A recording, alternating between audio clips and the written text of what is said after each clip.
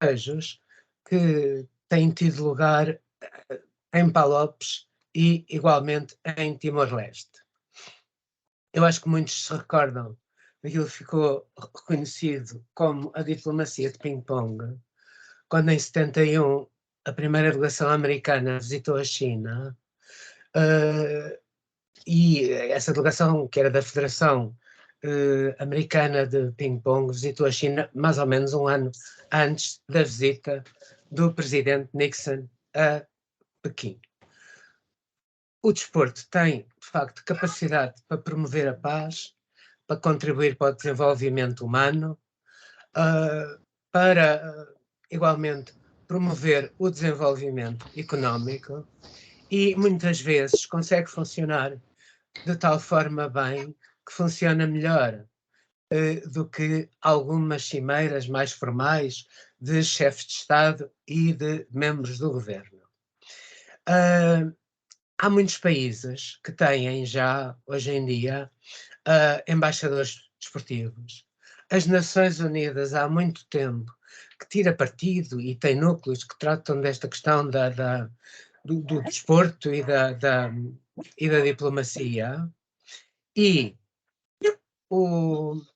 nós, durante a presidência portuguesa, nós tivemos uma conferência especial especialmente dedicada à diplomacia desportiva. Nessa conferência, aí focámos, eu peço desculpa dos ecos que estão a ouvir, mas não, essa conferência do desporto como um instrumento na política de desenvolvimento da União Europeia. E, portanto, colocámos este tema e desenvolvemos este tema durante a nossa presidência e temos seguido este assunto e vamos continuar a seguir este assunto e esperamos que este webinar possa, de certa forma, funcionar como mais um elemento a ajudar-nos neste caminho. Eu queria dizer que a professora Raquel Vaz Pinto é a professora na Faculdade de Ciências Sociais Humanas da Universidade Nova, é igualmente investigadora no IPRI, faz parte da Comissão Científica do Fórum Futuro da Fundação Calouste Gulbenkian, foi presidente da Associação Portuguesa de Ciência Política entre 2012 e 2016 e publicou vários livros sobre a China.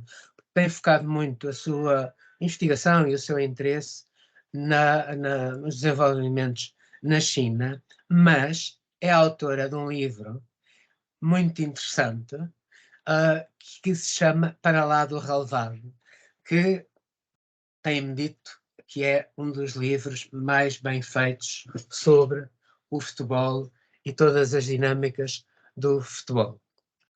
Do seu lado, o Dr. José Manuel Araújo tem uma carreira no mundo desportivo, mas igualmente na Assembleia da República. Tem, no fundo, duas carreiras. Ele licenciou-se em Direito na Faculdade de Direito de Lisboa, graduou-se em Estudos Europeus, foi advogado durante algum tempo e depois entrou na Assembleia da República. Neste momento, ele é o secretário-geral do Comitê Olímpico Português, é o diretor de Informação e Cultura da Assembleia da República, onde já foi secretário-geral adjunto e é membro do Conselho de Administração da Fundação de Desporto, presidente da Assembleia Geral da Federação de Ginástica e, portanto, tem uma longa carreira no desporto e igualmente na Assembleia da República. Aquilo que eu estava a pensar fazer era o seguinte: em primeiro lugar, daria a palavra ao Dr. José Manuel Araújo, depois falaria a professora Raquel Vaz Pinto e, por fim, nós entraríamos num período de perguntas e respostas. Podemos prosseguir assim? Muito obrigado. Sr. Doutor, se faz favor. Bom, muito obrigado. Enfim, naturalmente, antes mesmo de começar a minha apresentação, agradecer o convite do Instituto Diplomático para estar nesta sessão, digamos, com uma nota de aviso de que o meu contributo será um contributo de alguém que vive na área desportiva uma missão digamos, uma perspectiva de também de promoção de Portugal em termos internacionais, mas que, por outro lado, em função do que disse, da minha experiência enquanto funcionário da Assembleia da República, com várias funções muito ligadas à área internacional, também a percepção desta mistura de várias notas que permitem que a diplomacia se espalhe por várias atividades políticas ou sociais. E, de facto, a nota inicial é que, digamos, quando me contactaram, a expressão seria diplomacia desportiva, e agora temos digamos, o tema final é o desporto ao serviço da diplomacia. O que eu acho que é até um mote interessante para perceber se há verdadeiramente uma diplomacia desportiva ou se estamos nesta componente do desporto como ao serviço da diplomacia de cada Estado. Enfim, parece-me interessante dar esta nota. Enfim, eu agora iria partilhar a minha apresentação. É uma apresentação, como digo, muito virada para aquilo que eu tenho vivido. Obviamente, no início farei aqui uma apresentação global sobre, enfim, o enquadramento e os conceitos que podem estar em causa, e um bocadinho falar dos atores deste desporto ao serviço da diplomacia ou desta diplomacia desportiva. E, portanto, vou aqui só partilhar a minha apresentação. Peço desculpa que...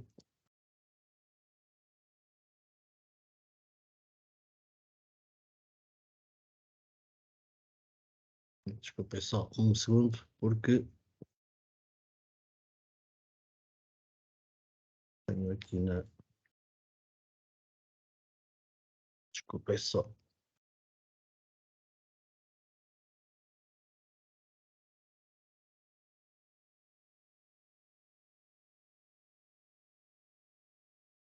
Penso que já poderão ver. Não sei se estão. Confirmam que estão a ver a minha apresentação ou ainda não? Sim, vê-se perfeitamente, doutor. Muito bem. Pronto, então muito obrigado. Portanto, é aqui que começo.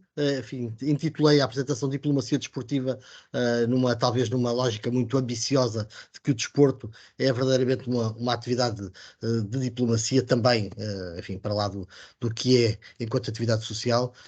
E, portanto, a minha fotografia inicial é da equipa Portugal que vai aos Jogos Olímpicos de Tóquio e que é saudada neste momento pelo Presidente da República, pelo Presidente da Assembleia da República, pelo Primeiro-Ministro, no fundo, pelo Ministro da Educação, que na altura tutelava a área do desporto, no fundo, a percepção por parte das mais altas figuras do Estado da relevância da participação e da presença de uma equipa Portugal, no caso, aos Jogos Olímpicos, digamos, o maior evento multidesportivo, e eu vou falar também de futebol, porque obviamente o futebol tem uma dimensão muito forte, uma expressão mediática intensíssima, para lá do que é a outra área, mas também, enfim, gostaria de vos mostrar, enfim, esta equipa de Portugal, ainda com as máscaras, porque outros tempos aconteciam.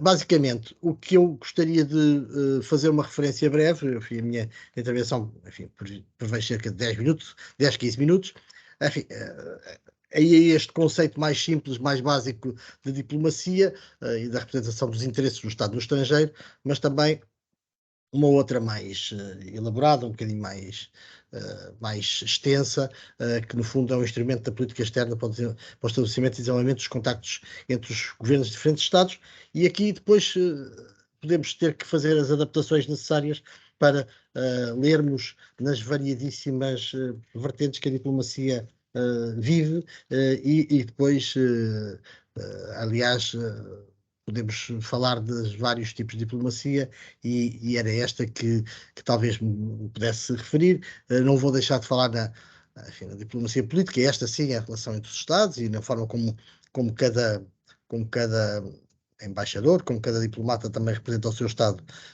no Estado onde está, mas também a diplomacia económica, não posso deixar de falar nesta também, a diplomacia parlamentar, uma atividade verdadeiramente em crescendo e que aqui tenho assistido, privilegiado por durante vários anos ter assistido e assistir ainda ao seu desenvolvimento, naturalmente religiosa, ambiental, e depois temos aquelas duas vertentes que, sob o ponto de vista social, me parecem interessantes, que era cultural e também aquilo que nós falamos da expressão mediática que os futebolistas, para falar, ou os desportistas em geral, mas também os artistas, os pintores, os escultores, as grandes figuras de Portugal, que são referências e que são também eles elementos da diplomacia portuguesa, e, enfim, com esta vertente cultural, e naturalmente a diplomacia desportiva. Portanto,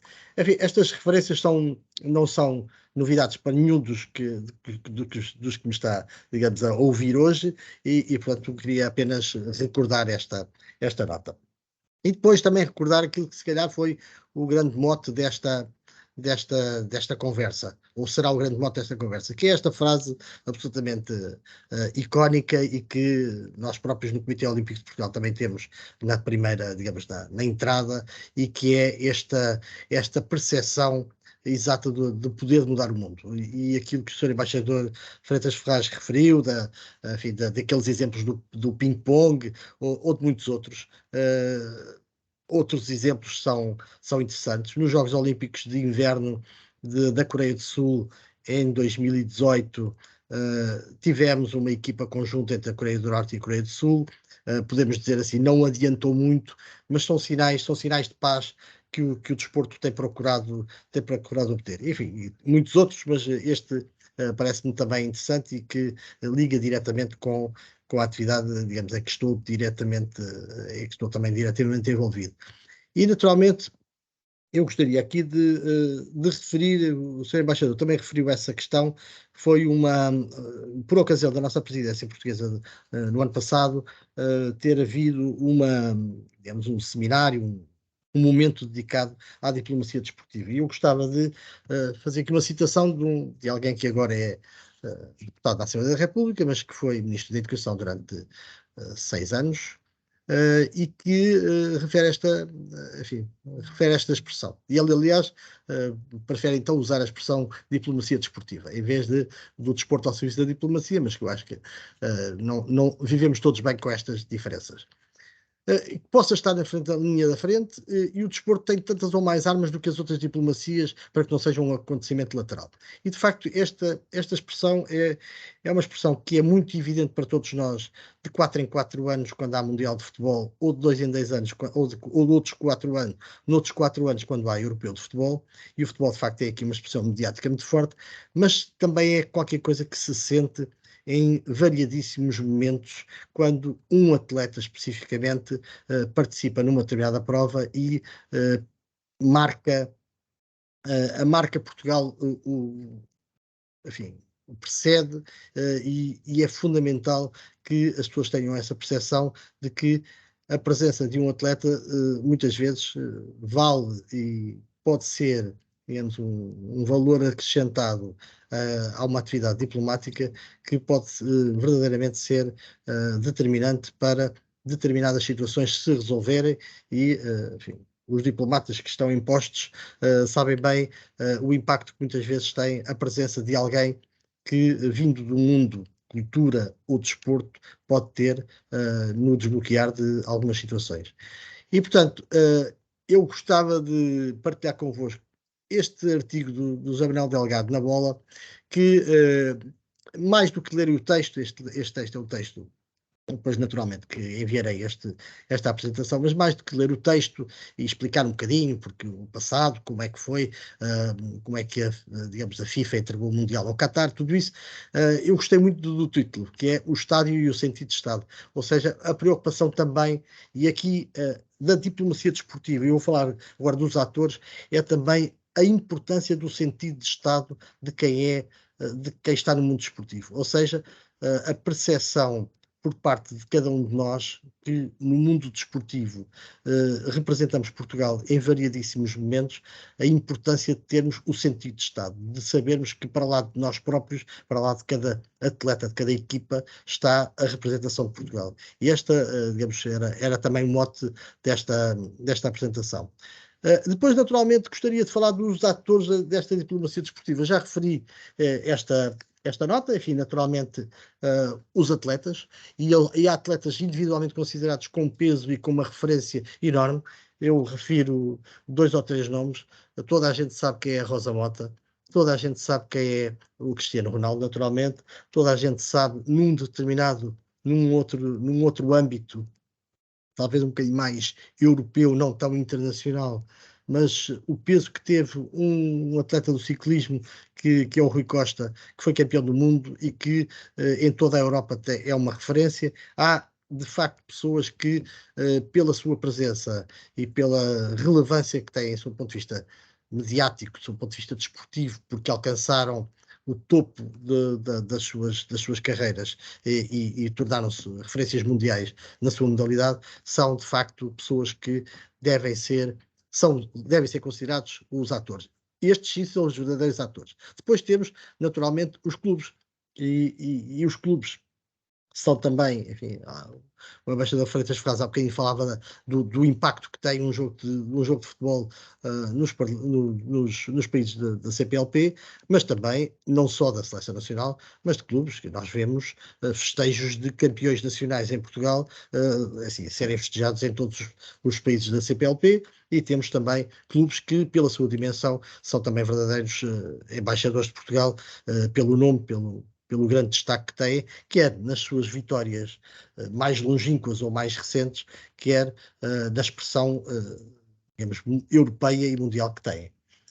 E depois temos também, naturalmente, as federações nacionais. E as federações nacionais, eu acho que diria 90% das pessoas que me estão a ouvir pensam, obviamente, nas federações, na Federação de Futebol, e essa sim, de facto, tem um grande impacto mediático, mas são esses atores, são em variadíssimas áreas, enfim, nas modalidades coletivas, o handball, o basquetebol, o voleibol, são todas elas federações que têm o seu papel, porque quando depois se representam enquanto seleção nacional, e aliás é uma das suas competências, ter a representação nacional, portanto as federações nacionais têm este papel de serem também, terem também o sentido de Estado que se lhes exige. E naturalmente, aqui completando com a minha área específica, os Comitês Olímpicos Nacionais, o que cada Comitê Olímpico do país, e são 206 no Comitê Olímpico Internacional, tem naturalmente este trabalho de diplomacia desportiva e de representação nacional, que são, naturalmente, na sua relação com os outros, com os Comitês Olímpicos e, naturalmente, com os outros Estados, acontecem naturalmente. E depois, enfim, temos as federações continentais, referindo-as as mais conhecidas, voltando ao futebol, a UEFA, ou a EHF do handball, ou enfim, todo um conjunto de federações que compreendem, e nós também nos agregamos politicamente em União Europeia ou noutro tipo de tratados que refletem a vontade de um determinado país de participar num determinado grupo. Naturalmente que as federações continentais são a agregação, enfim, para Portugal, obviamente, na Europa, para outros países. Enfim, são os 5 grandes continentes criam federações continentais, e é também aqui que temos que ter esta atividade diplomática, este trabalho de presença e de credibilização, quer no nosso caso das nossas federações perante as outras, quer naturalmente do nosso próprio país. E depois, naturalmente, as federações internacionais, onde o nosso peso vai sendo sucessivamente maior ou menor em função da capacidade de influenciar as decisões, e que, deixaria uma nota, temos neste momento um presidente de uma federação internacional, Jorge Viegas é o presidente, foi reeleito agora presidente da Federação Internacional de Motociclismo, aquela que organiza os MotoGPs, onde está o Miguel Oliveira, que é bastante mais conhecido que o Jorge Viegas, mas é também a referência e a importância de termos pessoas em lugares-chave destas organizações. E diria mesmo que vou referir daqui a pouco a alguns países que fazem uma avaliação dessa presença. E depois, naturalmente, as associações continentais, estas aqui têm a ver com os comitês olímpicos, que são associações de comitês olímpicos, os europeus, os africanos, os asiáticos, e, portanto, que organizam também elas próprias depois algumas provas que depois começam a ter impacto cada vez maior. Enfim, uma nota que estou atualmente, em função do trabalho que tem vindo a ser feito pelo Comitê Olímpico de Portugal, estou, digamos, no Comitê Executivo da Associação Continental Europa, dos Comitês Olímpicos Europeus, e presido a Comissão União Europeia e Relações Internacionais dessa mesma organização. Depois, naturalmente, que o maior ator de toda a diplomacia desportiva mundial é, de facto, o Comitê Olímpico Internacional. As federações internacionais têm o seu peso, mas todas elas reportam, digamos, ao grande aglutinador e, no fundo, ao papel fulcral que tem no movimento desportivo e, no fundo, a organização que tem e acaba por fazer da diplomacia desportiva. E eu, em relação a esta nota, enfim, passando aqui esta imagem, que é sempre a imagem forte, a imagem dos 5 anéis olímpicos, no fundo, a capacidade de união, de agregação de todos os continentes e de todos os países, parece-me que uma imagem de marca fortíssima. Aliás, a base de todo o financiamento está muito centrada nesta capacidade unificadora que o Comitê Olímpico Internacional tem, mas eu gostava de, uma vez que estou a falar perante diplomatas e falamos dos atores da diplomacia desportiva, por exemplo, fazer 2 referências diretas. Enfim, em relação ao COI, a própria presença do presidente Thomas Bach, do presidente do Comitê Olímpico Internacional, na cimeira do G20 em Bali, em que ele, enfim, depois poderei também enviar esta intervenção. É muito interessante porque ele tem 2 ou 3 notas que me parecem relevantes.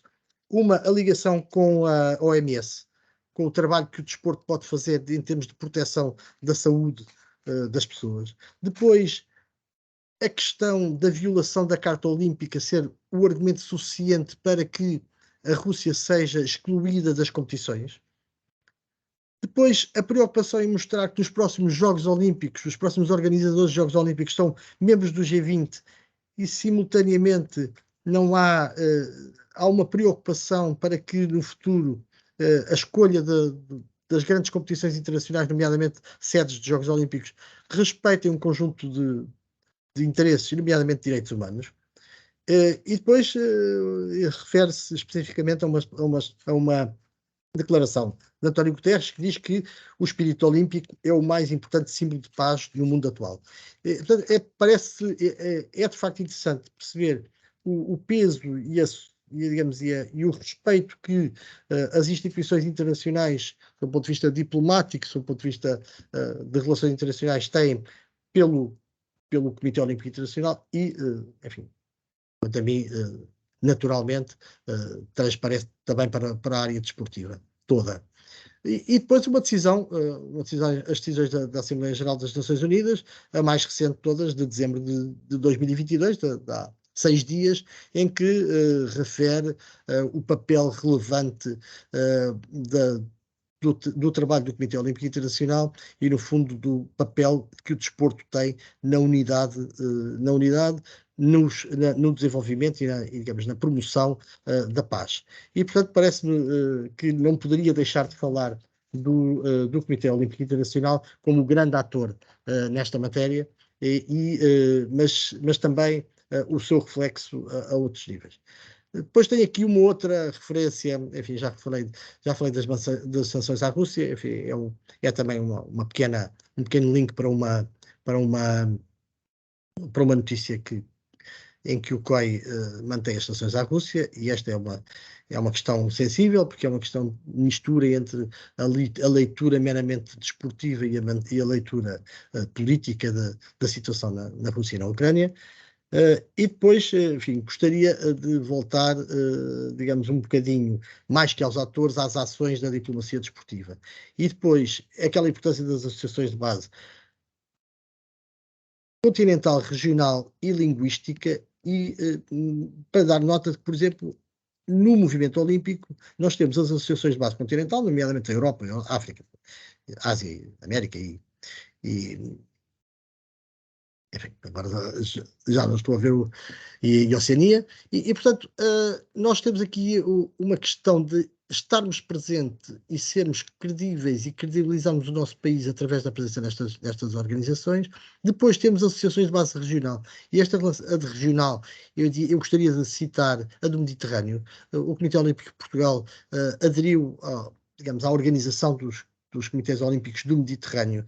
Não estávamos, durante muitos anos fomos excluídos por interesses meramente desportivos, para não, entre aspas, roubarmos medalhas a outros países, mas, na verdade, numa candidatura que fizemos e expressámos a relevância da proximidade cultural com o Mediterrâneo, passámos a fazer parte. E depois, a partir daí, estando nessas organizações, entendemos que é importante a nossa credibilização, o sinal de que Portugal está interessado e que mantém aqui um conjunto de laços com estes países. A última organização, a última grande evento destes Jogos do Mediterrâneo foi em Oran, na Argélia, onde tive a oportunidade de falar com o embaixador lá, enfim, um velho conhecido, e que permitiu, de facto, também dar alguns sinais da importância de Portugal e da presença num determinado país, permitir também essa credibilização e o aumento do seu prestígio. E depois há a questão linguística, naturalmente, que também há uma associação, a COLOP, que é a Associação dos Comitês Olímpicos de Língua Portuguesa, e que, naturalmente, tem também um conjunto de objetivos, e onde, naturalmente, também toda a área da cooperação é desenvolvida e temos esse trabalho. Já vou longo na minha apresentação, queria também ainda referir o que me parece que é o resultado natural desta questão. No fundo, as ações da diplomacia desportiva são esta influência junto das organizações internacionais e, no fundo, termos também um conjunto de pessoas ligadas e presentes nas decisões, este peso das seleções nacionais nas continentais ou mundiais, aquele exemplo que dei há pouco, são determinantes também para o próprio país, ou seja, é também mais fácil resolver um conjunto de questões, naturalmente, com uma presença mais intensa e mais respeitada nestas organizações. E eu diria que nesta referência, gostaria ainda de falar ainda enfim, no slide anterior referiu o peso das federações nacionais e internacionais, de que forma é que cada país está presente, só dar nota de que a Dinamarca faz um estudo anual ponderando, dando pontos a cada cargo em organizações desportivas internacionais, permitindo avaliar quem são os países que têm maior peso ou menor peso no contexto desportivo mundial. É interessante, posso depois partilhar esse estudo, vale a pena perceber um bocadinho de que forma é que também, enfim, os diplomatas sabem também a importância que há de ser eleito para um ou outro cargo, em que depois, naturalmente, se poderá extrair daí alguma relevância para o país e aumentar essa identidade nacional. E depois, naturalmente, são a importância das seleções, das equipas nacionais, enfim, toda a gente conhece algumas seleções quase pelos seus nomes relacionadas com os seus países e depois há também enfim, momentos muito marcantes, como aquele que toda a gente conhece da Nova Zelândia, do rugby com a ACA antes de cada jogo. São momentos de identidade nacional em que as pessoas rapidamente associam o país a uma determinada ideia e isso, enfim, pode ser mais feliz ou pode ser menos feliz, mas penso que é relevante. Eu concluí a minha apresentação com duas notas finais. A primeira é a importância para nós, Comitê Olímpico de Portugal, e para o movimento olímpico internacional, as questões da boa governação. Há regras muito claras e cada vez mais intensas no sentido de reforçar estes 3 pontos que aqui estão. É fundamental que haja transparência nas organizações internacionais desportivas. é fundamental que haja integridade nas competições, que não haja doping, que não haja manipulação de competições através de jogos de apostas, enfim, clandestinas ou não clandestinas. É fundamental que o desporto se preserve para que esta pureza possa ser a base da defesa depois dos outros princípios, como, enfim, como aqueles que referi, nomeadamente a defesa da paz.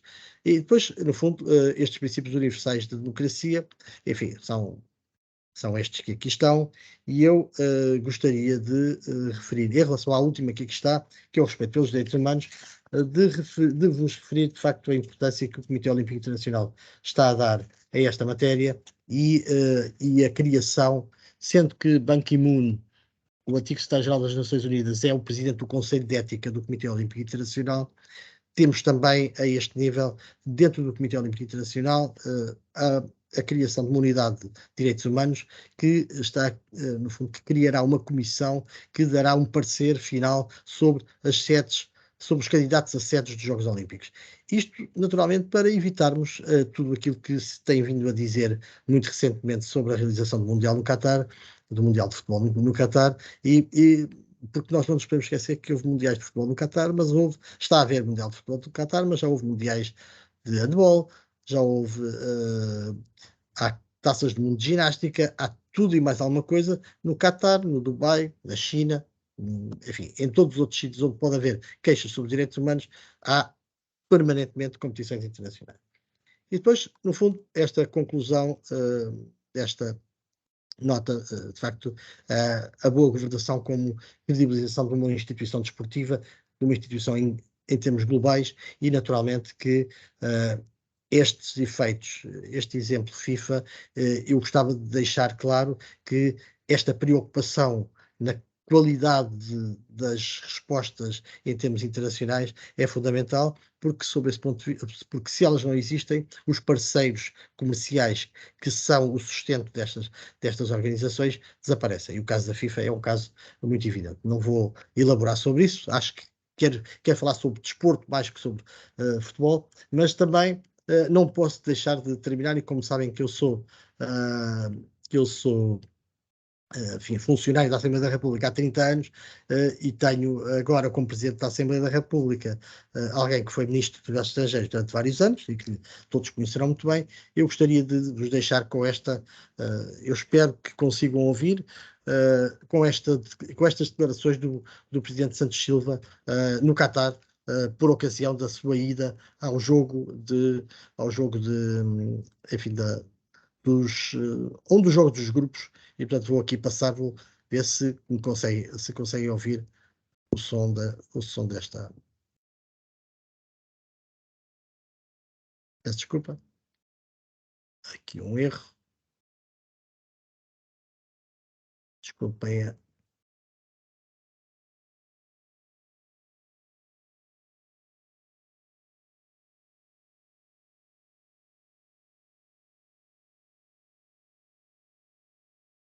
Eu penso que estão a ver. Sigam a ouvir.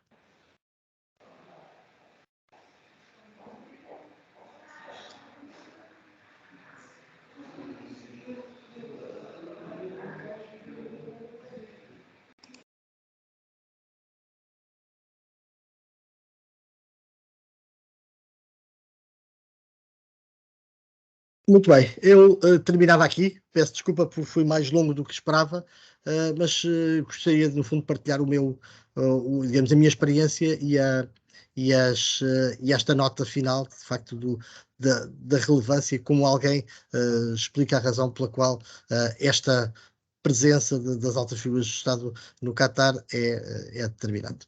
Muito obrigado. Muito obrigado, Sr. Doutor. Eu vou dar agora a palavra à professora Raquel Vaz Pinto, mas antes queria chamar a atenção que gostaria que no final colocassem perguntas para se estabelecer um diálogo e tanto podem fazer no chat, escrevendo, como pondo a mão no ar nas reactions, de forma a fazerem, digamos, oralmente. Muito obrigado. Senhora professora? Muito bem, bom dia a todos. É com muito gosto que estou aqui e desculpem lá, o meu gato já decidiu fazer a sua breve aparição. Ele tem um nome romano, chama-se Agripa e, portanto, gosta muito de estar presente no mundo. Dar os parabéns ao Instituto Diplomático por esta iniciativa, em particular agradecer as palavras sempre amáveis do Sr. Embaixador Freitas Ferraz, e dizer que, de facto, este é um tema para o qual o timing foi extremamente feliz. Estamos aqui no rescaldo de uma vitória na qual Portugal finalmente jogou como não jogava há anos em campo e, portanto, enquanto adepta de futebol, estou particularmente contente e feliz. Nesse sentido, e para complementar a apresentação anterior do Dr. José Araújo, eu vou falar sobretudo sobre futebol, que é aquele desporto que me apaixona, que me entusiasma e que tenho trabalhado também na vertente das relações internacionais. E, nesse sentido, gostava de dividir esta introdução ao tema, que é um tema muito extenso, sobretudo em 3 partes. Uma primeira parte relacionada com um conceito que em relações internacionais nós trabalhamos muito, que é a ideia de soft power, ou seja, o conceito de Joseph Nye. Em segundo lugar, olhar para o futebol como um todo, ou seja, e o seu peso, o seu impacto a nível internacional. E, por último, falar daquilo que são questões ou subquestões que o futebol levanta, em particular em países como o nosso, que tem uma cultura futebolística, uma tradição futebolística de peso, relativamente a questões como a identidade, a cidadania e a tolerância. E, para começar desde já, todos nós sabemos e falamos muito sobre esta ideia de Joseph Nye, soft power, ou seja, o que é que distingue o soft do hard power? O soft power distingue-se pela palavra que Joseph Nye utilizou, que é esta ideia de atração.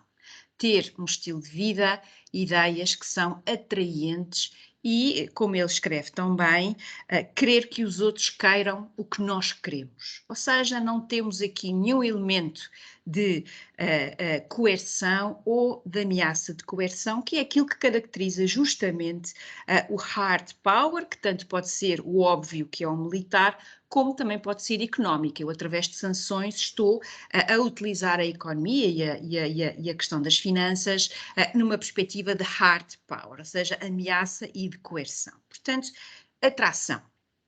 E Joseph Nye, depois, mais tarde, no livro em que desenvolveu este tema, ele, aliás, destaca justamente o desporto, e em particular o futebol, como um instrumento importantíssimo de afirmação da União Europeia, da Europa no mundo. Porque, ao contrário dos Estados Unidos, cujos desportos são mais localizados, o futebol americano, o próprio beisebol, são sobretudo desportos virados, entre aspas, para dentro e com menor expressão internacional. De facto, o futebol a nível europeu, e porque de facto a nível internacional é o continente europeu, a UEFA, de todas as organizações, nem precisamos de explicar muito, a melhor organizada e aquela que tem o futebol de melhor qualidade. Todos nós que gostamos de futebol seguimos a Liga dos Campeões com todo um enorme entusiasmo. Portanto, para Joseph Nye, este é um dos pontos fortes da Europa, seja na versão União Europeia, seja na versão UEFA, é a capacidade de exportar um produto, entre aspas, que é atrativo e que faz com que, ao longo de todo este processo a nível internacional, seja a nível coletivo, seja a nível de ligas específicas, em particular a Premier League, que por razões também de expressão britânica no mundo tem uma expressão absolutamente extraordinária, temos centenas de milhões de pessoas que todos os fins de semana seguem este desporto, a começar por mim. No fundo, este é o ponto relevante. Agora, temos esta ideia de soft power, temos um dos elementos do soft power está relacionado com o não domínio pelo Estado, ou seja, as grandes fontes de soft power são muitas vezes não estatais. E, nesse sentido, aqui encontramos algumas das nuances que são importantes. Por um lado, perceber o papel dos clubes, que aliás já foi aqui bastante destacado, perceber o poder das federações, sem dúvida, mas também compreender como os nossos grandes desportistas, e neste caso os nossos grandes futebolistas, são de facto agentes de Portugal no mundo. E, nesse sentido, entramos aqui na segunda parte, que tem a ver com o impacto do futebol a nível internacional. É muito interessante como, aliás, não há expressão que a mim mais me enerve do que quando me dizem mas é só um jogo. O futebol nunca é um jogo, o futebol é aquilo que acontece no relvado e o que acontece para lá do relvado. E nós temos, de facto, exemplos muito interessantes em matéria do que tem sido, seja a nossa convergência europeia, ou seja, a participação de Portugal e a transformação da nossa sociedade com a pertença à própria União Europeia. Eu aqui deixo-vos uma referência bibliográfica extraordinária. É um livro do Pedro Adão e Silva e do João Tomás, que se intitula Deixem-nos Sonhar, e foi uma análise sobre o caso de Saltilho, de 1986, mas que é ao mesmo tempo uma reflexão de como Portugal deixou de ter estruturas não profissionais, não profissionalizadas e passou a olhar, tal como a própria pertença à União Europeia, passou a refletir essa qualidade, essa profissionalização do ponto de vista do futebol. E é muito curioso, nós hoje, quando Portugal tem sido capaz de se classificar para os campeonatos da Europa, para os campeonatos do mundo, como se fosse algo normal, e garanto-vos que nos anos 80 não era de todo assim, e portanto isso também é uma reflexão desta nossa qualidade e da capacidade das nossas organizações desportivas de se melhorarem e aperfeiçoarem, e em muitos casos profissionalizarem-se, que também é aqui um aspecto muito relevante. Agora, o futebol, tal como todos os desportos, tal como todas as atividades que geram imensas receitas, é instrumentalizável e pode ser instrumentalizado para a positiva, como pode ser instrumentalizado de forma negativa. Do ponto de vista daquilo que é a sua instrumentalização no sentido positivo, podemos sem dúvida destacar, eu dou sempre este exemplo da seleção do Uruguai, que é um pouco parecida com a seleção da Nova Zelândia no registro rugby. Estamos a falar de um país com cerca de 3, 4 milhões de habitantes, para quem o futebol é ADN, ou seja, o futebol foi uma forma, uma capacidade que permitiu ao Uruguai, país pequeno entre dois gigantes, se afirmar do ponto de vista internacional. E mais, uma seleção que, mesmo nos anos 30 do século XX, era uma seleção que não tinha apenas jogadores brancos, e com isso também foi possível, aliás, a sua grande estrela não era, e com isso foi possível fomentar uma cultura de maior tolerância, de maior diversidade, que ainda hoje é um exemplo extraordinário desta pequena, grande seleção. Portanto, esse seria um exemplo pela positiva. Temos, evidentemente, depois muitos exemplos pela negativa. Eu gosto sempre de citar um grande filósofo sueco que eu admiro muito, Sven-Göran Eriksson, que diz de forma muito explícita: há mais política no futebol do que na política. E é na MUS. Já aqui foi falado as questões do Qatar e as questões dos direitos humanos. Sem dúvida, as questões laborais que acompanharam e a morte dos trabalhadores que acompanharam a construção destes estádios, mas mesmo em relação ao que foi o Campeonato do Mundo na Rússia em 2018. Eu recordo-me sempre como, quando a Rússia apresentou o que seria o seu símbolo, o seu logo para o Campeonato do Mundo, fez numa grande gala, na qual projetava um mapa isto em 2016, projetavam um mapa no qual a Crimeia já estava anexada e fazia parte do território da Federação Russa. Claro que houve respostas e reações e a Federação Russa lá corrigiu o caminho, mas bem tentou. Ou seja, aqui temos também o exemplo como, de facto, seja a atribuição do Campeonato do Mundo à Rússia, seja ao Qatar, como nós bem sabemos e já é público e bastante conhecido, foi uma atribuição pela primeira vez 2 campeonatos ao mesmo tempo, enfim, com todo um processo que não podemos de todo apelidar de transparente, nem por sombras, mas foi preciso uma guerra na Ucrânia como aquela que aconteceu hoje, como aquela que acontece hoje e aquela que aconteceu em 2022, para que, por exemplo, a Gazprom deixasse de ser o grande patrocinador da Liga dos Campeões ou que a final da Liga dos Campeões, que era para ser justamente em São Petersburgo, no estádio do Zenit, a equipa montra da Gazprom, e que foi passada de forma muito rápida para Paris. Portanto, há muito aqui para nós trabalharmos. Da mesma maneira que, em termos daquilo que o futebol deve e pode promover, em termos da sua identidade, em termos do que deve ser uma cidadania até mais responsável e mais ativa, a nível do que deve ser a tolerância, pessoalmente faz-me a maior das confusões continuar a ter um conjunto de patrocinadores destas grandes organizações desportivas que são aquilo a que se pode chamar, de forma muito direta, patrocínios ditatoriais. Olhem para os patrocinadores e vejam bem como é que tudo isto se processa. Por último, do ponto de vista do que é a cidadania ativa e responsável, o futebol é um catalisador extraordinário para o combate ao racismo, que aliás tem sido uma bandeira importantíssima, seja de várias organizações, mas em particular a UEFA. Nós vemos isso no nosso dia-a-dia. Para mim, sinceramente, continua a ser incompreensível como é que temos movimentos neonazis, neofascistas, que continuam no futebol enquanto organizações e que continuam, para mim é incompreensível, basta olhar para as nossas equipas e perceber essa realidade. E depois também as questões de mérito, de fair play, daquilo que deve ser uma cidadania possível, aplicada e de forma extremamente diversa. Por último, a palavra tão importante da tolerância no sentido de nos habituarmos a um mundo, de sermos expostos a esta diversidade.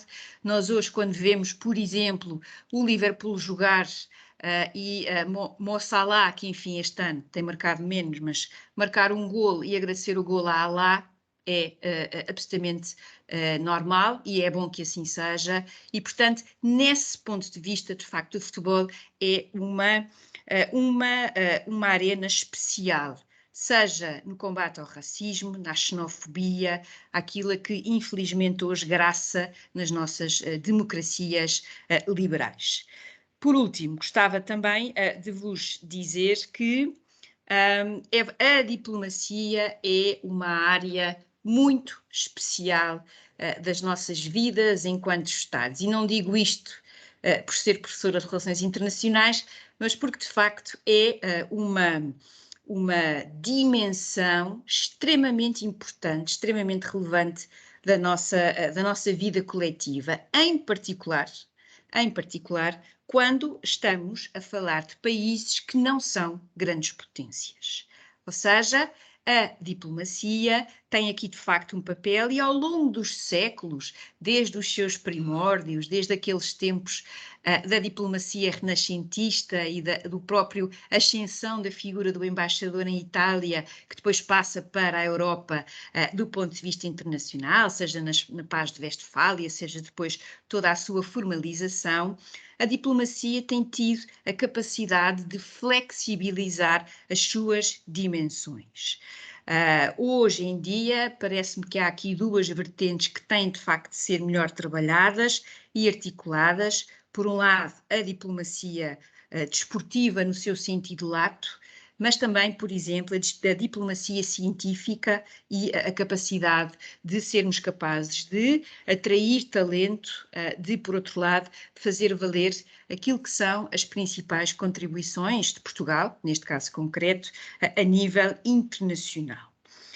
E por último, terminar com o que é para mim um exemplo de cidadania plena, que foi toda a discussão e toda a controvérsia gerada à volta do que foi a seleção francesa, que foi campeã do mundo em 1998, uma seleção que, à época, foi extraordinariamente criticada por Jean-Marie Le Pen, porque aquela seleção não era, nas suas palavras, verdadeiramente francesa, porque tinha muitos jogadores de origem árabe, tinha muitos jogadores muçulmanos e, portanto, não refletia o que era a sua França.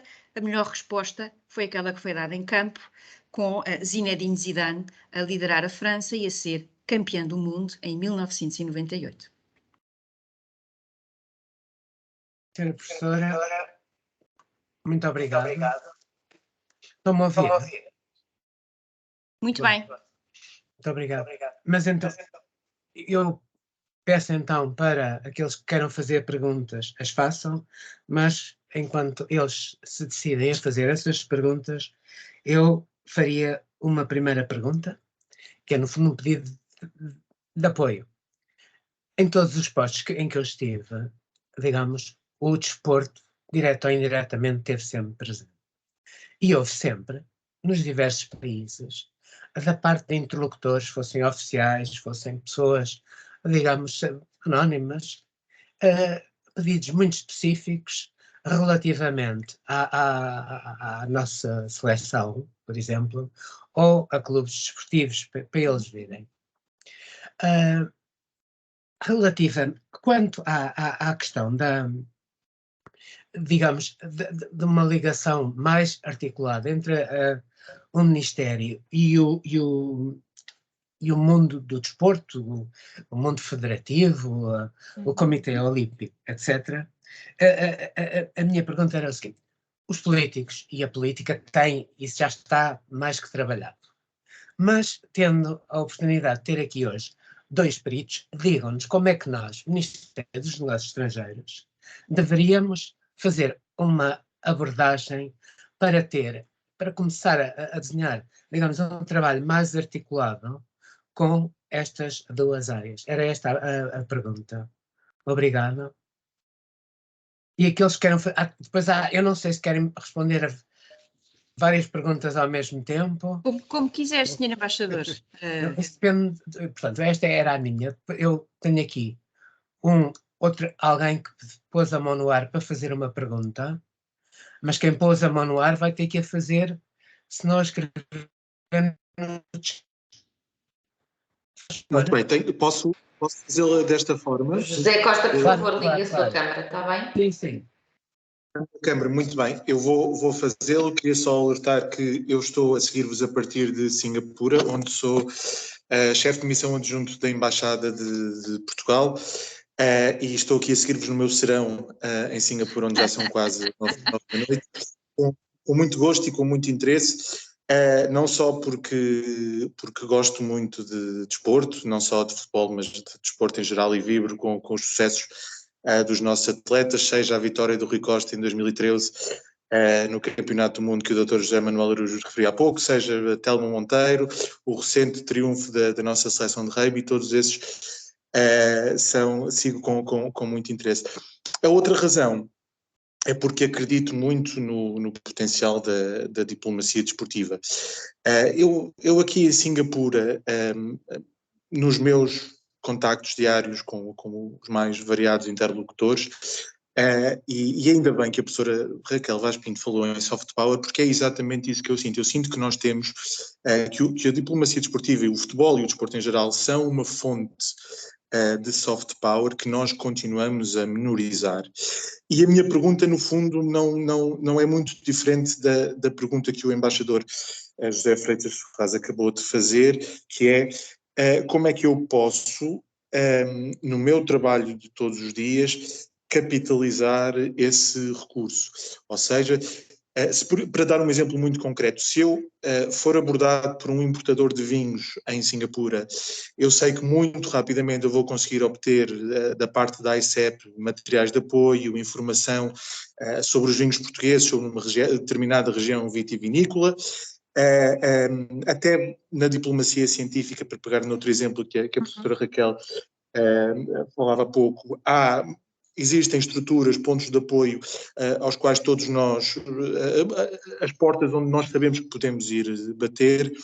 O que eu sinto muitas vezes na parte do desporto é que me faltam esses pontos de apoio, quer sejam as estruturas, quer sejam muitas vezes as orientações estratégicas. E isso eu acho que é uma coisa que resulta do facto de nós ainda não valorizarmos este recurso da forma que devíamos. É por isso também que eu estou a seguir com muito interesse esta conferência hoje. E, portanto, como os nossos convidados, os convidados do ID hoje fizeram citações de ilustres figuras do futebol, eu fazia também de uma antiga glória do Liverpool que disse, Bill Shankly, que o futebol não é uma questão de vida ou morte, o futebol é muito mais importante do que isso.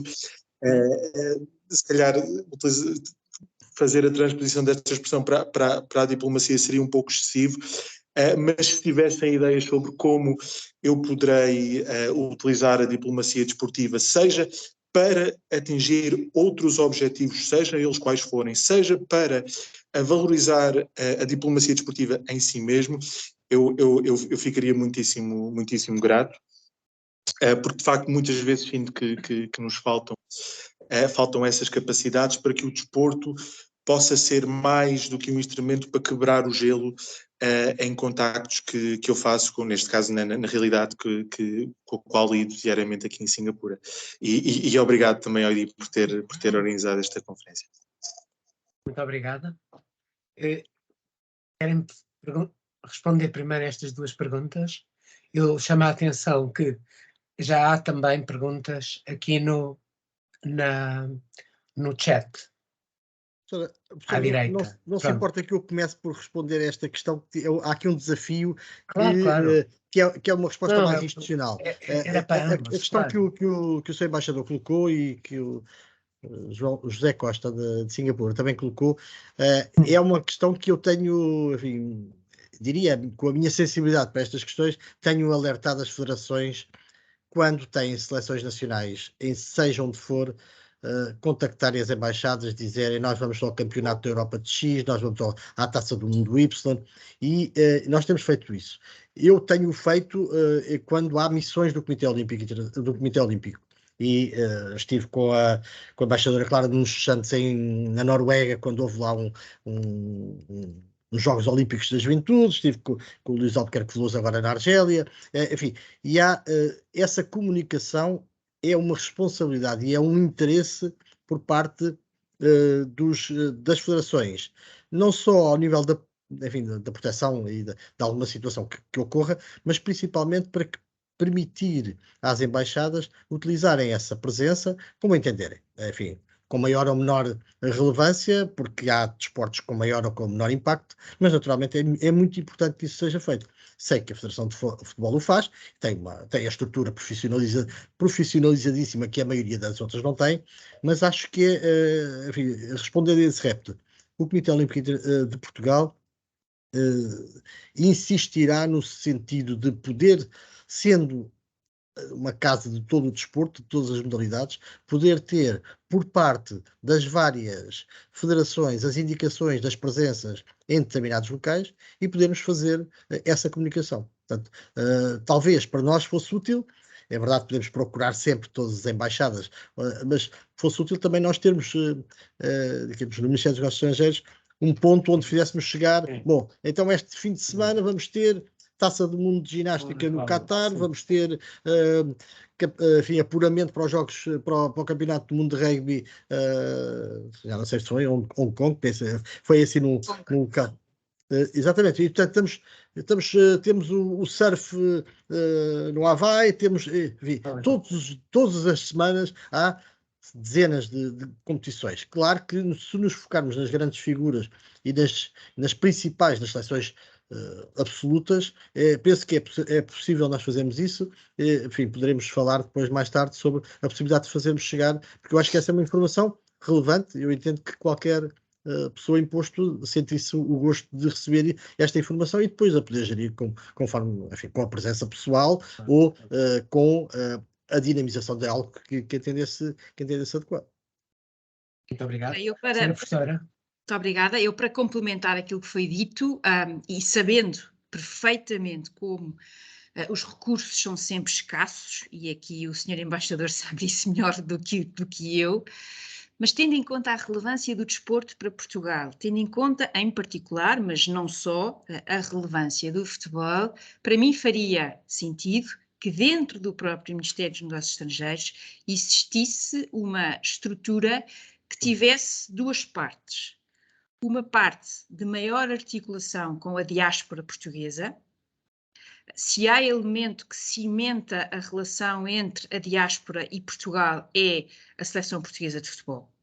É um prazer enorme, sinceramente, ver jogos da seleção fora de Portugal, o sentimento, o entusiasmo, o saber todos os nomes, tudo é mesmo uma sensação enquanto portuguesa, às vezes até mágica, porque é vivido de uma forma diferente e com isso articular com a Federação Portuguesa de Futebol essas, por exemplo, turnés, jogos de preparação que possam ser feitos, claro, tendo em conta aquilo que é a qualidade e o programa, mas que possam ser melhor articulados. Essa era para a diáspora. A segunda seria para ir mais ao encontro daquilo que o José Costa de Singapura nos pergunta, que é a capacidade de, dentro dessa estrutura, nós também termos aquilo que são as diretrizes principais da nossa política externa portuguesa, ou seja, por exemplo, a questão que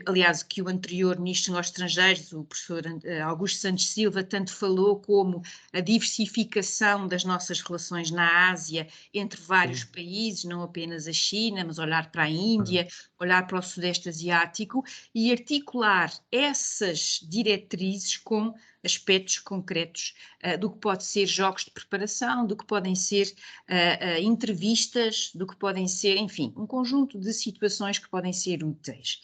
E aqui também introduzir um tema que eu diria que é mais sensível, porque implica algumas sensibilidades, que é, há clubes portugueses que têm uma expressão mundial muito reforçada. Eu não me levem a mal, mas falarei do meu, que é, há casas do Benfica pelo país, pela Europa, pelo mundo, e também, em particular, no que é a dimensão da nossa lusofonia. Eu acho que esse é um cimento especial. Portanto, Sr. Embaixador, a minha proposta era no sentido de ter uma estrutura assumida dentro do Ministério dos Negócios Estrangeiros que fizesse esta dupla ação, esta dupla convergência e que assumisse, mas lá está, dentro do que eu sei que são recursos sempre muito escassos, e que assumisse esta mais-valia que Portugal tem em termos de afirmação mundial. Eu hoje de manhã, como faço sempre, estive a ler a imprensa internacional e que maravilha de caracterização. Exatamente. Muito obrigado. Sr. José Manuel Araújo, nós podíamos falar depois, mais tarde, voltar a falar neste assunto de uma forma mais organizada, para a semana ou isso. E eu pedia-vos para olharem para as perguntas que entretanto foram aqui surgindo no lado direito do chat. Doutora Raquel, eu peço desculpa, estou sempre, eu deveria-te, enfim, dar-lhe a prioridade à resposta, não só pela qualidade das suas intervenções, mas também porque também está a ser desafiada especificamente para algumas, mas eu gostaria só de, na resposta à primeira questão, que é se a competição é um obstáculo à diplomacia. Isso, e eu acho aqui ótimo. Devo dizer que não. Digamos, o sumo do desporto é a competição. Portanto, não é... Se as seleções, se os atletas vão participar em qualquer prova, naturalmente que é para competir, não é? Por natureza, o desporto é o vencedor e o vencido, não há nenhuma questão. E, portanto, sob esse ponto de vista, não vejo nenhuma dificuldade ou ficarmos todos um bocadinho menos capazes de intervir, porque, enfim, é até o momento do fair play, no momento em que perdemos e que cumprimentamos o colega do lado que é do outro país e dizemos, bom, desta vez foste tu os esperamos que na próxima sejamos nós. Portanto, sob esse ponto de vista, não vejo aqui nenhum obstáculo à diplomacia, e eu diria mesmo que a diplomacia desportiva percebe isso perfeitamente, não tem dificuldade alguma. Depois, a questão do Mundial 2030, gostaria também só de pegar nesta, alguém refere a questão do Mundial 2030, Portugal, Espanha e Ucrânia. Devo dizer que é um momento em que, como dizia há pouco, em que o desporto ou o futebol fazem mais política do que a política, não há dúvida nenhuma. É uma inserção meramente, eu diria, populista, é simpática, é um passo neste momento adequado, e parece-me que, enfim, quanto às candidaturas ibéricas, é interessante, quero referir, porque já perceberam que eu faço um esforço grande em não falar só de futebol. Até faz bem, eu só falo de futebol. Muito de futebol, se calhar nós dois éramos capazes de estar em confronto, porque a minha cor é verde e a sua é vermelha. Pois, eu percebi logo. Mas em relação a esta, eu falo, por exemplo, do Europeu de Handball de 2028, que será organizado entre Portugal e Espanha, com Portugal e Espanha, e aquilo que nós dizemos, aquilo que eu ouço aqui e que ouvimos todos os dias, do interesse das pessoas na área desportiva, da relevância social do desporto, da percepção que as pessoas têm do impacto que o desporto tem nas suas vidas, tem tido, desculpem, não é uma declaração política, mas tem tido pouca expressão naquilo que depois é o investimento do Estado no desporto, globalmente. E, por exemplo, falando com o Presidente da Federação de Handball, a queixa é só temos um pavilhão em Portugal que permite ter campeonato da Europa, não estou a falar do mundo, de handball. E é o velhinho pavilhão Atlântico, agora que se chama Altice Arena, e que é o único que tem capacidade para ter 10 mil pessoas para ver um jogo de handball. Portanto, há também um trabalho a ser feito, porque nós não nos podemos impor internacionalmente e ter qualidade e sermos uma referência internacional quando depois há alguns investimentos que não acontecem. Isso não é por aqui que eu quero ir. O mais importante para mim é a importância. Vejam a forma como a Federação de Futebol foi ganhando peso. Aquilo que a professora Raquel Vaz Pinto diz. Há quantos anos nós vamos aos campeonatos da Europa, aos campeonatos do mundo, sucessivamente? Antes, coitadinhos, andávamos sempre aflitos para lá chegar. Agora, chegamos lá com toda a facilidade. Esta presença permanente dá à Federação de Futebol um peso na UEFA, uma capacidade de influenciar as decisões, uma capacidade de ter, com as maiores ou menores dificuldades, de ter tido a final a 8 da Champions na situação de pandemia que foi, de termos tido a final dos dois clubes ingleses no Porto, de termos tido a capacidade de estar na linha da frente de uma candidatura ao Mundial. Estes passos são o que eu chamo a diplomacia desportiva interna, ou seja, dentro de cada uma das organizações, a Federação tem que fazer o seu trabalho, a Federação de Handball também fará, de atletismo, mas naturalmente que há um exemplo fantástico que nós temos, que é uma federação muitíssimo bem organizada, como nós dizemos sempre no Comitê Olímpico, deve olhar-se para a Federação de Futebol e ver-se como exemplo e não como inveja, porque muitas vezes as outras modalidades olham com a inveja. É verdade que depois a distribuição dos milhões é muitíssimo maior num espaço que no outro, mas isso enfim, é o resultado deste maior impacto mediático, isso não há volta a dar. Peço desculpa de ter avançado já, não sei se... imenso, porque é bom, eu aqui é meia culpa total, eu só vejo futebol, só tenho tempo para ver futebol e portanto, mas reconheço eu também gosto que faz falta, todas essas, nunca mais me vou esquecer na vida do orgulho que senti e da primeira vez que eu acho que cantei o hino nacional com outro entusiasmo, quando foi a vitória do Carlos Lopes nos Jogos Olímpicos, ou depois a Rosa Mota, ou seja, portanto, aqui, olha, ainda bem que estamos aqui em complementaridade. Para ir aqui ao encontro destas várias perguntas e tentando ser sucinta, pode o desporto tornar-se num instrumento confrontacional e atuar mesmo como obstáculo à ação da diplomacia? Claro que pode, mas não é de todo esse o registro, aliás, em campo, ou seja, se nós, Deus queira que não, mas se nós, Portugal, perdemos com Marrocos, não vamos ter relações piores por causa disso, embora, sem dúvida, que há confrontos que são, entre aspas, quentes. Ver um Argentina-Brasil, temos quase a certeza que o jogo não vai terminar com os jogadores todos em campo. Mas diria que depois no final o jogo acaba e é aquilo que foi justamente dito, os jogadores conhecem-se, muitos deles, jogadores de topo, jogam nas mesmas equipas, passa a competição, passa a rivalidade e passamos a ser todos seres humanos. Portanto, aí eu acho que não vejo muito nessa ótica. O conceito de sports washing, este sim, é um tema fortíssimo e é talvez neste momento a maior fragilidade que afeta o futebol como um todo, seja através dos investimentos na organização de eventos desportivos, aliás, o Dr. José já justamente destacou vários deles, seja não só no futebol, mas em outras áreas, seja a compra de clubes através de Estados, como foi o Newcastle pela Arábia Saudita, como aliás já foi o Chelsea pelo Roman Abramovich, o Qatar, o PSG e por aí fora. Portanto, de facto há aqui este investimento. Eu acho que é concorrência absolutamente desleal. Acho que não respeita o fair play do ponto de vista do que deve ser. É um clube que tem recursos que não é de todo compatível com o resto. Essa é a minha opinião pessoal e vai ser um tema forte a partir daqui e cada vez mais. E depois também temos aquilo que eu infelizmente tenho uma visão talvez mais cética, mas enfim, acredito sempre na capacidade de reforma e de melhorar, seja da UEFA, seja da FIFA. Eu acho que atravessamos um momento de grande preocupação com justamente todas estas as questões associadas com um desporto que gera milhões e milhões e milhões e a natureza humana tem sempre às vezes tendência para fazer aquilo que não deveria fazer.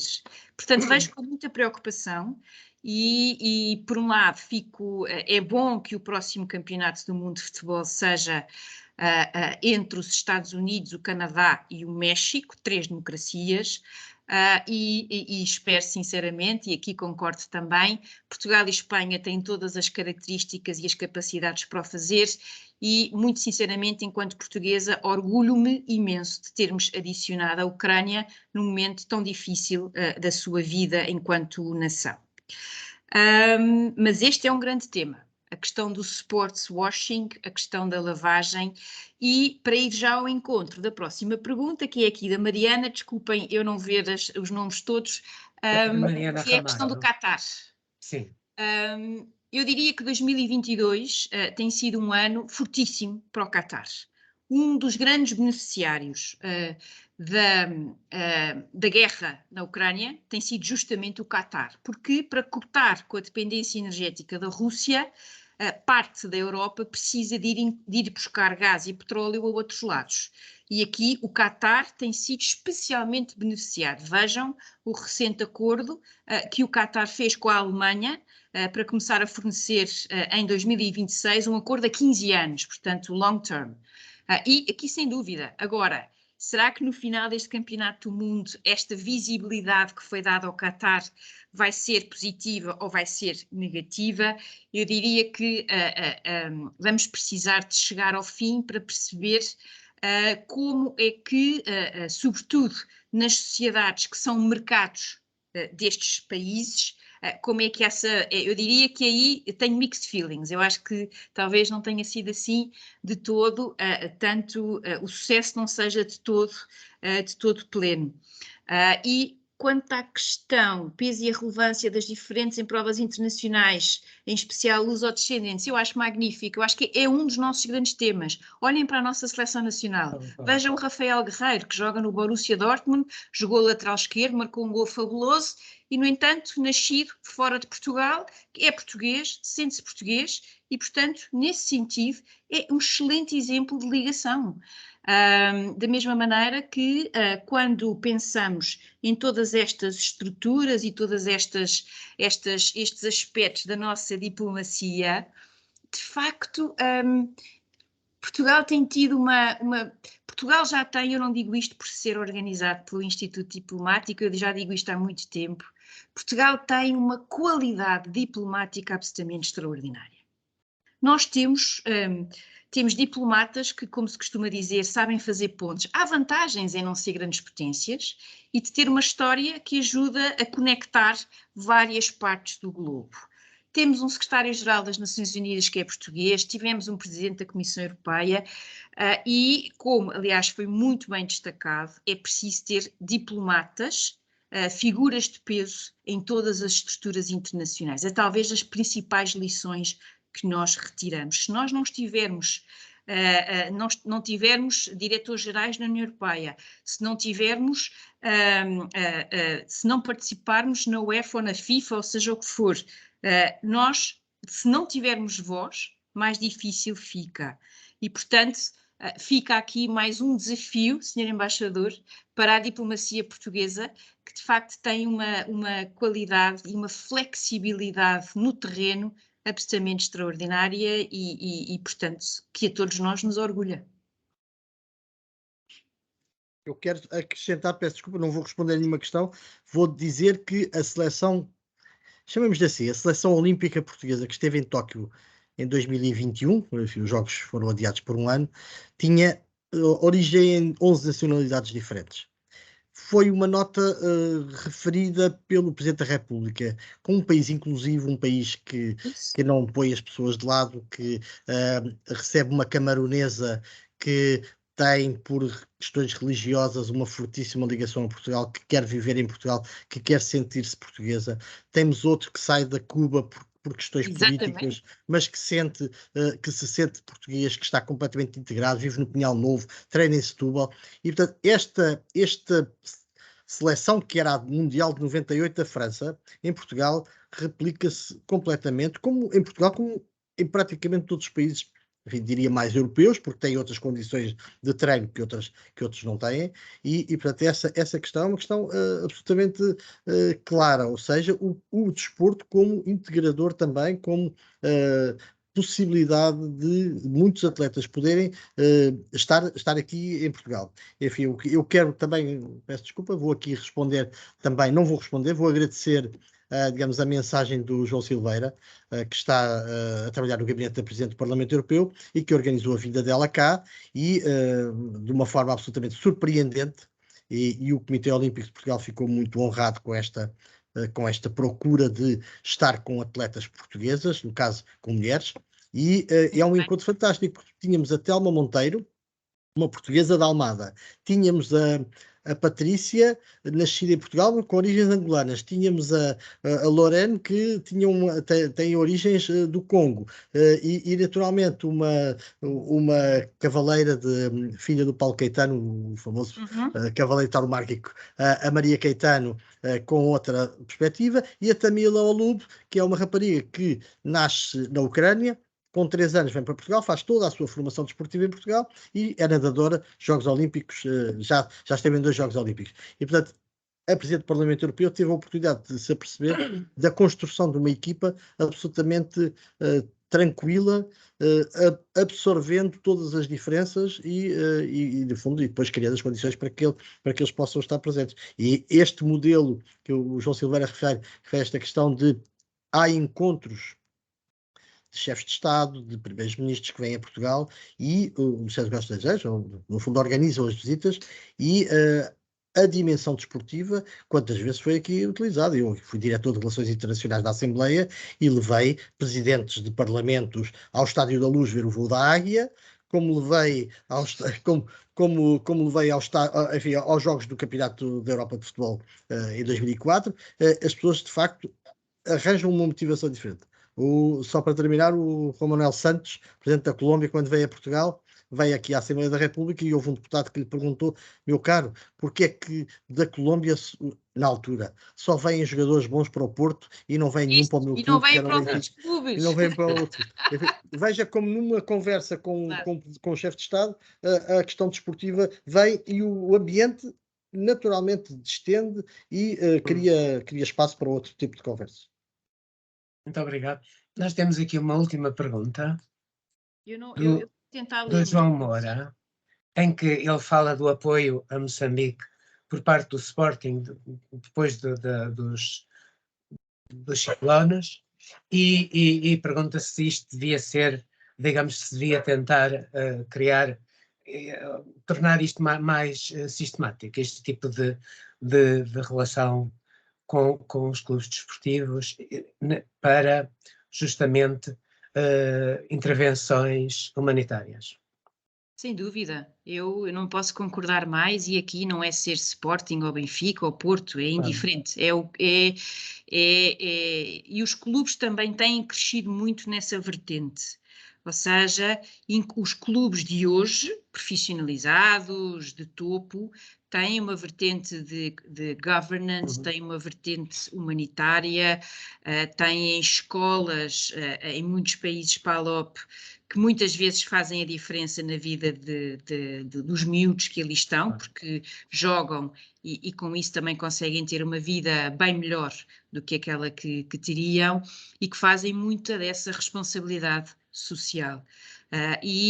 Não é, tendo em conta o nosso peso, a nossa história, mas também até, como aliás já foi destacado, a origem de muitos dos nossos grandes jogadores. Eusébio nasceu em Moçambique, só para citar um nome mais consensual e mais antigo. Há uma relação especial, e a relação futebolística faz toda a diferença. Eu nunca me esqueço da primeira vez que fui a Moçambique dar aulas, e ia um bocado, enfim, ia um bocado assim, não digo nervosa, não é bem a palavra, mas tinha nascido em Angola, eu nasci em Angola em 73, portanto podia haver aqui uma certa conversa de colonialismo e tal, e um bocado preocupada com isto. E cheguei ao aeroporto, fui lindamente bem recebida, foi no ano 2010, estava a acontecer o Campeonato do Mundo na África do Sul, portanto o futebol estava ao rubro. E lembro-me quando cheguei, e a primeira pergunta que me fizeram, para além de saber onde é que eu tinha nascido, que teve graça, eu lá disse, foi qual era o seu clube. E eu fiquei, agora o quê? Bem, vou ter que dizer a verdade, sou Benfica. Bom, foi uma alegria total, loucura. Segunda vez que fui dar aulas, metade da minha mala eram equipamentos e coisas do Benfica para dar às pessoas, para oferecer ao motorista, para oferecer aos empregados da faculdade, a toda a gente. E isto é uma riqueza que nós temos, que genuinamente não pode ficar apenas da parte dos clubes. Teria que ser integrada de uma forma estratégica, metódica, teria que ser integrada nas estruturas do Estado, respeitando a autonomia de cada clube, como é evidente. Mas não posso, sinceramente, não posso concordar mais. Podemos todos fazer mais. Em países que ainda por cima têm sido fustigados com intempéries absolutamente horrendas.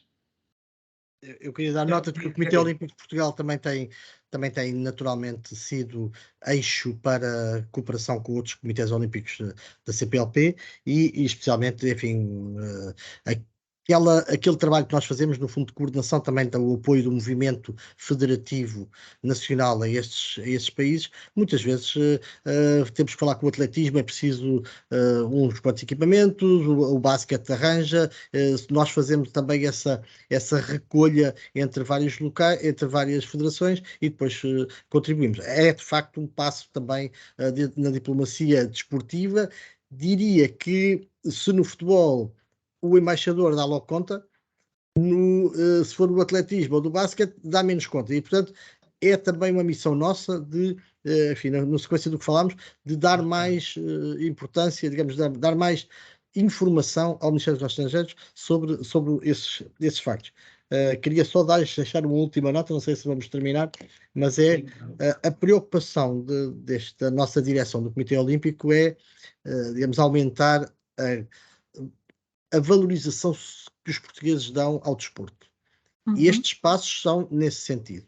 De facto, é preciso que, sob o ponto de vista social, de toda a sociedade, todos os gestores políticos possam ter essa percepção quando essa percepção aumenta, de que o desporto é de facto um fator social determinante, a capacidade de nos agregarmos mais nestas matérias é mais fácil. E de facto o futebol é o grande catalisador,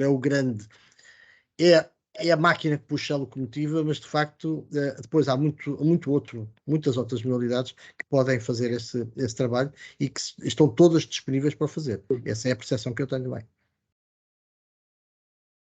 E eu queria agradecer a ambos a vossa participação, foi muito interessante. Gostava de acrescentar que espero e que vou tentar que este webinar tenha consequências, que não seja só digamos, um registro de opiniões e um ponto de informação, mas que venha a ser mais do que isso.